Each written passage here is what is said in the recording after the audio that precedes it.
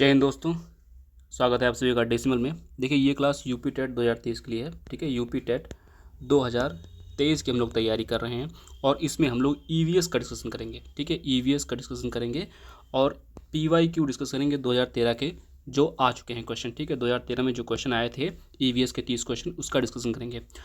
और दोस्तों, अगर आपका सपना है सरकारी अध्यापक बनने का तो इस चैनल को जरूर सब्सक्राइब करें, क्योंकि हम लोग यहाँ पर यूपी टेट हो या सी टेट हो उसका पूरा सिलेबस कवर करवाएंगे, ताकि आपका यूपी टेट और सी टेट में स्कोर इंक्रीज़ हो और आपकी जल्दी सरकारी नौकरी लगे।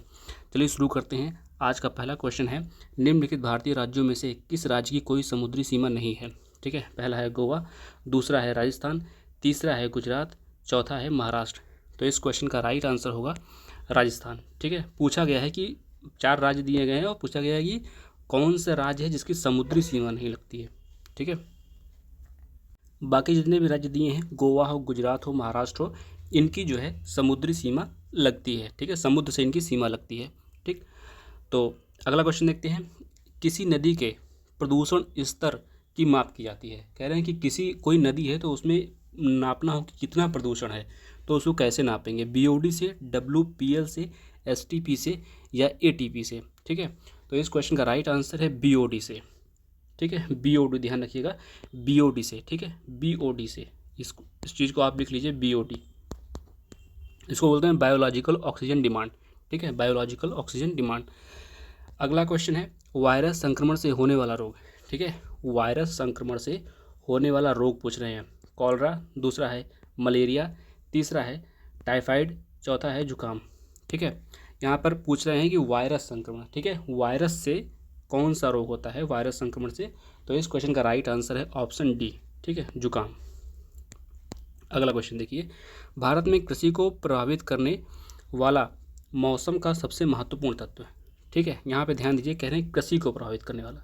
ठीक है, जो कृषि है उसको प्रभावित करने वाला मौसम का सबसे महत्वपूर्ण तत्व, पवन, दूसरा है तापमान, तीसरा है वृष्टि, चौथा है आर्द्रता।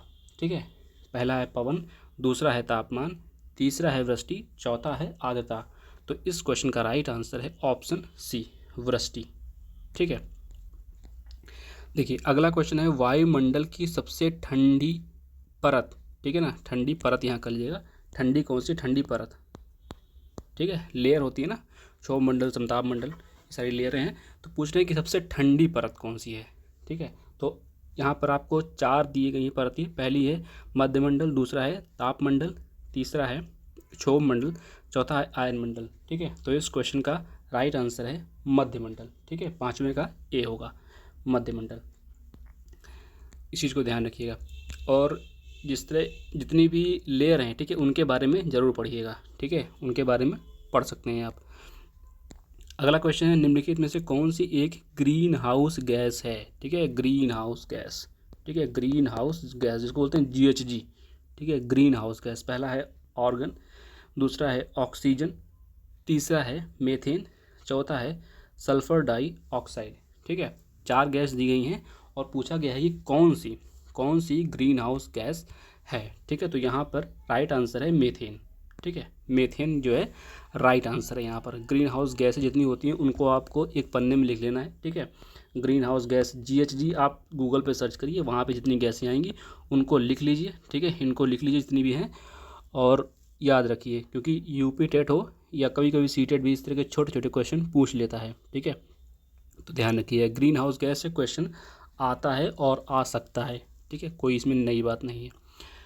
अगला क्वेश्चन है, ठीक है, अगला क्वेश्चन है, भारत में प्रोजेक्ट टाइगर की शुरुआत हुई। कह रहे हैं कि भारत में प्रोजेक्ट टाइगर एक प्रोजेक्ट था जिसमें टाइगरों को, मतलब टाइगर जो होता है बाघ, ठीक है ना, बाघ जो होते हैं उनको संरक्षित करने के लिए शुरू किया गया था। ठीक है, देखो बाघ जो होते हैं, ठीक है, उनको टाइगर बोला जाता है। और जो एक होता है चीता, ठीक है, जो अभी भारत में लाए गए हैं। ठीक है, भारत में जो अभी लाए गए हैं चीता, ठीक है, तो वो चीता अलग होता है, बाघ अलग होता है, कंफ्यूज मत करिएगा। यहाँ पे लिखा है प्रोजेक्ट टाइगर। ठीक है, प्रोजेक्ट टाइगर की शुरुआत कब की गई थी? 1982, 1973, 1996 और 1992। तो इस क्वेश्चन का राइट आंसर है ऑप्शन बी। ठीक है, ऑप्शन बी मतलब 1973। इस चीज़ को लिख लीजिएगा, कई बार पूछा गया है कि भारत में प्रोजेक्ट टाइगर कब शुरू किया गया, तो 1973, ध्यान रखिएगा। ठीक है, अगला क्वेश्चन है, पृथ्वी तल पर उस काल्पनिक रेखा को क्या कहते हैं जो 180 डिग्री मेरिडियम याम्योत्तर पर खींची है। ठीक है ना, कह रहे हैं कि पृथ्वी तल पर उस काल्पनिक रेखा को क्या कहते हैं जो 180 डिग्री मेरिडियम याम्योत्तर पर खींची है। पहली है कर्क रेखा, दूसरी है प्रधान याम्योत्तर रेखा, तीसरी है विषुवत रेखा, डी है अंतर्राष्ट्रीय तिथि रेखा। ठीक है, तो इस क्वेश्चन का राइट आंसर है ऑप्शन डी, अंतर्राष्ट्रीय तिथि रेखा। ठीक है, अंतर्राष्ट्रीय तिथि रेखा। अगला क्वेश्चन है निम्नलिखित में से किस राज्य में गल्फ ऑफ मन्नार मैरीन राष्ट्रीय पार्क स्थित है। ठीक है, कह रहे हैं किस राज्य में, राज्य का नाम पूछा जा रहा है और कह रहे हैं गल्फ ऑफ मन्नार मैरीन राष्ट्रीय पार्क स्थित है। तमिलनाडु, बी है पश्चिम बंगाल, सी है अंडमान द्वीप, डी है गुजरात। ठीक है, पूछ रहे हैं कि राज्य का नाम पूछा जा रहा है और कह रहे हैं कि गल्फ ऑफ मन्नार, ध्यान रखिएगा क्या नाम है, गल्फ ऑफ मन्नार। तो इस क्वेश्चन का राइट आंसर है तमिलनाडु। ठीक है, तमिलनाडु होगा, गल्फ ऑफ मन्नार जो है तमिलनाडु मैरीन राष्ट्रीय पार्क है, इस चीज़ को ध्यान रखिएगा। ठीक है, फिर से कभी क्वेश्चन पूछ सकते हैं, तो एक बार गूगल भी कर सकते हैं गल्फ ऑफ मन्नार को आप। ठीक है, अगला क्वेश्चन है जनगणना 2011 के अनुसार भारत में लिंगानुपात। ठीक है, जनगणना 2011 के अनुसार भारत में लिंगानुपात का मतलब होता है कि कितने मेल हैं। ठीक है, कितने मेल हैं और कितनी फीमेल हैं। फीमेल मतलब महिलाएं, ठीक है, और मेल मतलब पुरुष, कितने पुरुष हैं कितनी महिलाएं हैं। मतलब कि 1000 पुरुष पे, अगर और साधारण समझना है तो 1000 पुरुष है ना पे कितनी महिलाएं हैं, मतलब 1000 पुरुष हैं तो उसकी तुलना में कितनी महिलाएं हैं। ठीक है, ये होता है लिंगानुपात। ठीक है, और ये ऐसे पहले महिलाएं लिखी होती हैं एक तरफ, फिर एक तरफ पुरुष लिखे होते हैं। पुरुष का मतलब यहाँ पे 1000 पुरुष दिया होगा, फिर उसके रिस्पेक्ट में कितनी महिलाएं हैं। ठीक है, तो उसको बोलते हैं लिंगानुपात। तो यहाँ 2011 की जनगणना के हिसाब से पूछा गया है। ठीक है, 2011 की जनगणना के हिसाब से पूछा गया है। तो इस क्वेश्चन में दिया है 1920 1000, ठीक है, 1940 1000, 1916 सॉरी 19 बोल दिया मैंने, 900 सॉरी 920 1000, 910 1000, 916 1000 और 982 1000। ठीक है, तो इस क्वेश्चन का राइट आंसर है 940। ठीक है, 940 1000। ठीक है, मतलब बी, आंसर बी होगा इसका, 940 1000। ठीक है, अगला क्वेश्चन है निम्नलिखित में से किस एक प्राणी को किसान का मित्र कहा जाता है। ठीक है, ये क्वेश्चन कई बार पूछा गया है, किस एक प्राणी को किसान का मित्र कहा जाता है। मधुमक्खी को, तितली को, केचुए को, चींटी को। ठीक है, तो इस क्वेश्चन का राइट आंसर है ऑप्शन सी। ये पता भी होगा बहुत सारे लोगों को, इस तरह क्वेश्चन छोड़ा मत करिए। केचुए, ठीक है, केचुआ जो होता है उसको किसान का मित्र कहा जाता है।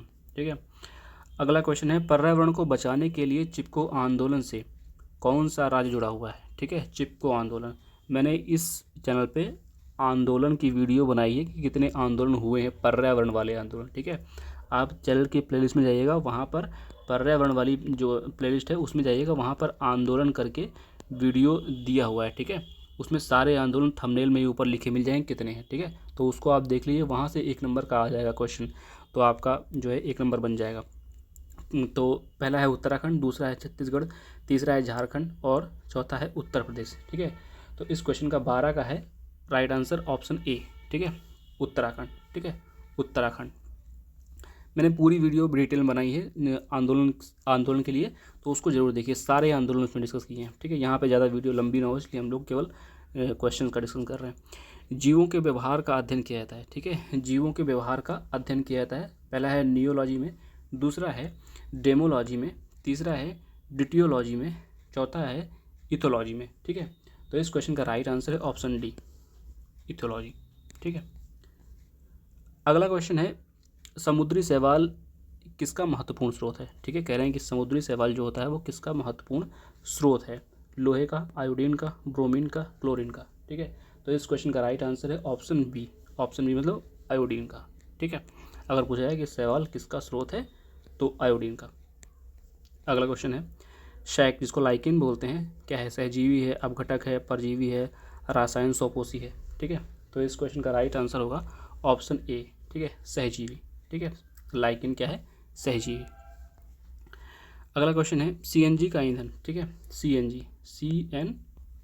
ठीक है, सीएनजी का ईंधन के रूप में किस में इस्तेमाल होता है? उद्योगों में, वाहनों में, वाहन और उद्योग में, डी है खाना बनाने में। ठीक है, तो इस क्वेश्चन का राइट आंसर है ऑप्शन सी। ठीक है, वाहनों और उद्योगों में। ठीक है, सीएनजी जो होती है वो ईंधनों और उद्योगों में, खाना बनाने में एलपीजी होती है। ठीक है, एलपीजी, दोनों में अंतर है। कभी कभार क्या होता है ना, सरल क्वेश्चन आते हैं तो सरल क्वेश्चन देख के अरे क्या है, बस कभी कभार सीएनजी एलपीजी में कन्फ्यूजन होगा, तो खाना बनाने में कोई ऐसा ना हो लाग चले आना। ठीक है, तो कायदे से पढ़ना सीएनजी। ठीक है, सीएनजी लिखा है, ना कि एलपीजी। ठीक है, कभी कभार जल्दीबाजी में जब सरल क्वेश्चन होते हैं तो गलत हो जाते हैं। पर्यावरण जागरूकता का किसके द्वारा सृजन किया जा सकता है? ठीक है, कह रहे हैं पर्यावरण जागरूकता का किसके द्वारा सृजन किया। पहला है सामूहिक वार्तालाप, बी है अध्ययन, सी है क्षेत्रीय भ्रमण, डी है व्याख्यान। ठीक है, तो इस क्वेश्चन का राइट आंसर है ऑप्शन सी। ऑप्शन सी मतलब क्षेत्रीय भ्रमण। ठीक है, ये राइट आंसर होगा। अगला क्वेश्चन है एलपीजी किसका संक्षिप्त रूप है? ठीक है, एलपीजी, ये है एलपीजी, लिक्विड पेट्रोलियम गैस। दूसरा है लोकल पेट्रोलियम गैस। तीसरा है लो पेड गेम्स। डी है लोक पैसेंजर गाड़ी। तो इस क्वेश्चन का राइट आंसर है ऑप्शन ए। ठीक है, option a liquid petroleum gas, मतलब कि एलपीजी और सीएनजी, इन दोनों के बारे में पेपर में पढ़ के जाना है। ठीक है, देखो कोई दोनों क्वेश्चन एक ही 2013 का ये सेट है और इसमें एलपीजी से भी क्वेश्चन आया है और सीएनजी से भी क्वेश्चन आया है। अगला क्वेश्चन है पृथ्वी पर पहुंचने से पहले ओजोन परत किन किरणों को अवशोषित करती है? ठीक है, पृथ्वी पर पहुंचने से पहले जो है ओजोन परत किन किरणों को अवशोषित करती है? बीटा किरणों को, बी है एक्स किरणों को, सी है गामा किरणों को, डी है परावैंगनिक किरणों को। ठीक है, तो ओजोन परत जो होती है वो किसको अवशोषित करती है? तो इस क्वेश्चन का राइट आंसर होगा ऑप्शन डी, परावैंगनिक किरणों को। ठीक है, और मेरा एक क्वेश्चन है आपसे कि ओजोन परत जो होती है, ठीक है ना, ओजोन परत जो होती है वो कहाँ पाई जाती है? ठीक है, क्षोभ मंडल में, समताप मंडल में, बहिर्मंडल में, आयन मंडल में, किस मंडल में पाई जाती है? ठीक है, जरूर बताइएगा नीचे कमेंट में। अगला क्वेश्चन है चमगादड़ स्तनधारी है क्योंकि वह बच्चे देता है। दूसरा शाकाहारी है, सी है उड़ता है, डी है रात्रिचर है। ठीक है, तो इस क्वेश्चन का राइट आंसर है ऑप्शन ए। ठीक है, बच्चे देता है। ठीक है, इस चमगादड़ स्तनधारी है क्योंकि वह बच्चे देता है। ठीक है, अगला क्वेश्चन है पर्यावरण की परिभाषा क्या है? ठीक है, यहाँ पे पूछा गया है कि पर्यावरण की परिभाषा क्या है। इस तरह क्वेश्चन सीटेट में भी पूछे जाते हैं। ठीक है, सीटेट में भी इस तरह क्वेश्चन पूछे जाते हैं, परिभाषा वगैरह पूछ लेते हैं, वो कॉन्सेप्ट ज़्यादा बेस होते हैं, फैक्ट कम पूछते हैं। ठीक है, तो कह रहे हैं कि पर्यावरण की परिभाषा क्या है? समुद्र तल के नीचे पृथ्वी पर वस्तुएं, बी है चीज़ें जो हमको घेरती हैं। ठीक है, सी है एबायोटिक और बायोटिक घटक, डी है इनमें से कोई नहीं। ठीक है, तो इस क्वेश्चन का राइट आंसर होगा ऑप्शन सी। ठीक है, एबायोटिक और बायोटिक घटक। अगला क्वेश्चन निम्नलिखित अंतर्राष्ट्रीय संस्थानों में कौन सी संस्था वन्यजीव संरक्षण के प्रति समर्पित है? ठीक है, वन्यजीव संरक्षण के प्रति समर्पित है। यूएनडीपी, दूसरा है आईयूसीएन, तीसरा है यूएनएफपीए और डी है यूनेस्को। ठीक है, तो इस क्वेश्चन का राइट आंसर है ऑप्शन बी। ठीक है, ऑप्शन बी आईयूसीएन। ठीक है, इसको बोलते हैं international union for conservation of nature. ठीक है, international union for conservation of nature. IUCN के बारे में यूपी टेट का पेपर देने अगर जाएंगे तो आईयूसीएन के बारे में, ठीक है, आईयूसीएन और WWF। ठीक है, आईयूसीएन हो गया, WWF हो गया। ठीक है, UNEP, ठीक है, UNEP, इनके बारे में पढ़ लीजिएगा। ठीक है, इनसे क्वेश्चन आता रहता है। और एक बॉडी और है साइट्स। ठीक है, साइट्स, तो साइट्स के बारे में पढ़ लीजिएगा। सारी वीडियो मैंने बनाई हैं, उनको आप, पुरानी पर्यावरण की लिस्ट है, बहुत पुरानी नहीं है, मतलब कि इससे पहले बनाई हुई है। ठीक है, तो वहाँ पे जाके आप देख सकते हैं। अगला क्वेश्चन है कृत्रिम वर्षा के लिए मेघ बीजन के लिए प्रयुक्त रसायन है। ठीक है, जो कृत्रिम वर्षा होती है ना, कृत्रिम वर्षा करवाई जाती है, जब ज़रूरत पड़ती है तो अपने हिसाब से वर्षा करवा ली जाती है, तो उसमें मेघ बीजन के लिए कौन सा रसायन? सिल्वर आयोडाइड, बी है पोटेशियम नाइट्रेट, सी है सिल्वर नाइट्रेट, डी है पोटेशियम ब्रोमाइड। ठीक है, तो इस क्वेश्चन का राइट आंसर है, 23वें का राइट आंसर है ऑप्शन ए, सिल्वर आयोडाइड। ठीक है, सिल्वर आयोडाइड का इस्तेमाल किया जाता है। अगला क्वेश्चन है 24वां नंबर क्वेश्चन है बायोडीजल तैयार किया जाता है। ठीक है, बायोडीजल यूकेलिप्टस से, देवदार से, सी है यूट्रिकुलेरिया से, डी है जेट्रोफा से। तो इस क्वेश्चन का राइट आंसर है ऑप्शन डी, जेट्रोफा। ये इसको बोलते हैं डीजल प्लांट, ठीक है, इसको डीजल प्लांट भी बोलते हैं, लिख लीजिएगा, डीजल प्लांट बोलते हैं इसको, बायोडीजल, ठीक है। बायोडीजल मतलब ऐसा डीजल जो पेड़ पौधों से तैयार किया जाता हो, ठीक है, वनस्पतियों से तैयार किया जाता हो, उसको बोलते हैं बायोडीजल, ठीक है। अगला क्वेश्चन देखिए, विश्व ओजोन दिवस मनाया जाता है, ठीक है, विश्व ओजोन दिवस मनाया जाता है। पहला है 21 अप्रैल को, बी है 5 जून को, सी है 15 अक्टूबर को, डी है 16 सितंबर को, ठीक है। तो इस क्वेश्चन का राइट आंसर है ऑप्शन डी, 16 सितंबर को। बहुत बार क्वेश्चन पूछा गया ये, ठीक है, कि विश्व ओजोन दिवस कब मनाया जाता है, 16 सितंबर को, ध्यान रखिएगा, ठीक है। अगला क्वेश्चन है सिल्वी कल्चर, ठीक है, संबंधित है, कह रहे हैं सिल्वी कल्चर संबंधित है उर्वरक से, वन और वन्य उत्पाद से, सी है सिल्क से, डी है फूल से, ठीक है। तो 26 का राइट आंसर है ऑप्शन बी, ऑप्शन बी मतलब वन और वन्य उत्पाद से, ठीक है। अगला क्वेश्चन है निम्नलिखित में से किस जनपद में चंद्रप्रभा वन्यजीव अभयारण्य स्थित है, ठीक है। तो ये वन्यजीव अभयारण्य है, इसके बारे में पूछ रहे हैं कि किस जनपद में स्थित है, ठीक है ना। यूपी टेट का पेपर है तो यूपी में ही है, लेकिन पूछ रहे हैं कि किस में है, वाराणसी में, लखनऊ में, चंदौली में, लखीमपुर खीरी में, ठीक है, लखीमपुर खीरी में। तो इस क्वेश्चन का राइट आंसर है सी, चंदौली में, ठीक है। अगला क्वेश्चन है निम्नलिखित में से कौन द्वितीयक श्रेणी का उपभोक्ता है, कह रहे हैं द्वितीयक श्रेणी का उपभोक्ता है। पहला है सांप, दूसरा है बकरी, तीसरा है हाथी और डी है शेर, ठीक है।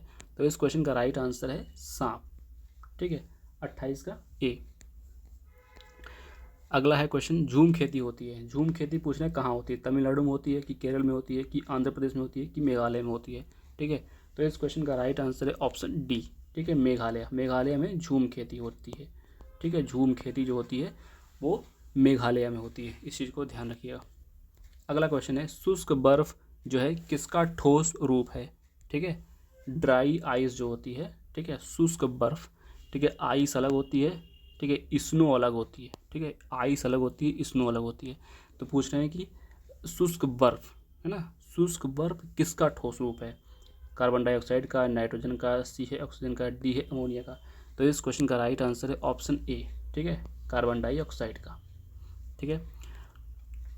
तो ये आज की वीडियो थी, ठीक है, इसमें हम लोगों ने 30 क्वेश्चन डिस्कस किए, ठीक है, 30 क्वेश्चन डिस्कस किए और आपके 30 में से कितने सही हुए हैं, ठीक है, 30 में से आपके कितने सही हुए हैं, 20 सही हुए हैं या 25 सही हुए हैं या 27 सही हुए हैं, ठीक है, या 15 सही हुए हैं। देखिए अगर आपके 20 से नीचे सही हो रहे हैं तो स्कोर मतलब आपको और इंक्रीज़ करना चाहिए, ठीक है, क्योंकि अगर 20 नंबर सही हो रहे हैं, ठीक है, 30 में से, तो 5 सब्जेक्ट हैं यूपी टेट में, तो आपके जाके केवल 100 ही नंबर बनेंगे लगभग, ठीक है ना, अगर 20-20 के आसपास सही हो रहे हैं, ठीक है।